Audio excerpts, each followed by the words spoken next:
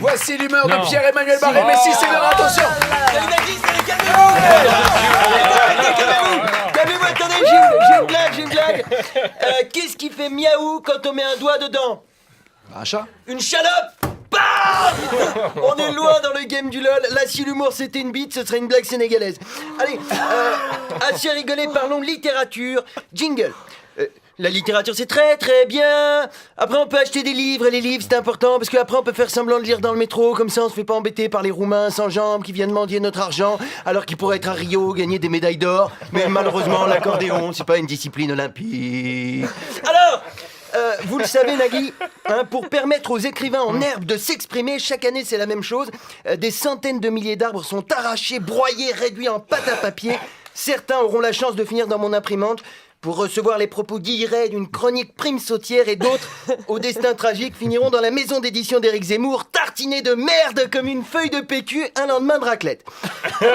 Zemmour, il ne peut pas se retenir, dès qu'il y a une connerie à écrire, paf, il fonce. On dirait que tous les matins, il est un peu plus con que la veille. Un jour, il va se réveiller, il sera Jean-François Copé. Alors, je suis allé sur Internet pour me renseigner sur sa carrière à Zemmour. Les rubriques, c'est immigration, déclaration sur les races humaines, nombre d'étrangers en France, antiféminisme, régime de Vichy, incitation à la haine raciale, provocation à la haine envers les musulmans.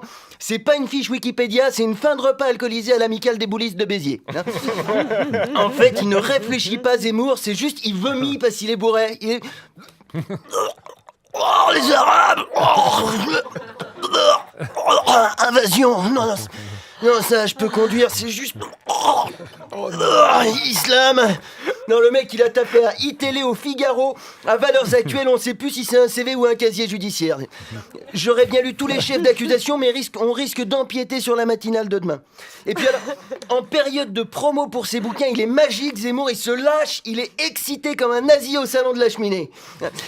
La semaine dernière, il disait qu'un prénom français, c'est un prénom catholique. Là, il enchaîne tranquille sur la France colonisée. Triple combo, voile, terrorisme et banlieue. À mon avis, il n'y aura pas grand monde pour sa séance de dédicace à la Fnac de Sarcelles. Zemmour, dans sa tête, c'est Charles Martel. Il se balade partout avec une armure de chevalier. Du coup, il se balade nulle part vu le poids d'une armure et vu le physique du mec.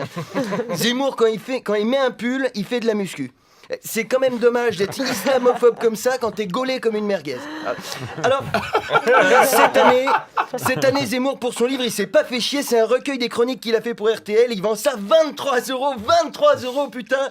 Et après, il vient traiter les Arabes de voleurs, dis donc.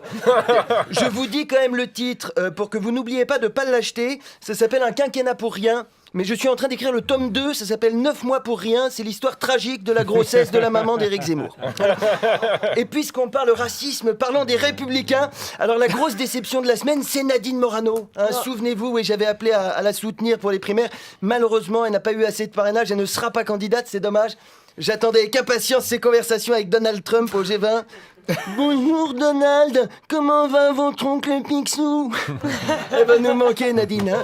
On pense à toi si tu nous écoutes. Et si tu arrives à comprendre ce qu'on dit, bien sûr.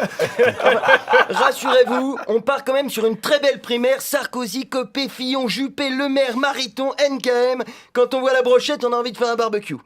Mais attention à celui qui va la bouffer, parce que ça c'est un coup à chier à la prochaine chronique d'Éric Zemmour. Merci de m'avoir écouté. La bande originale, Nagui, sur France Inter.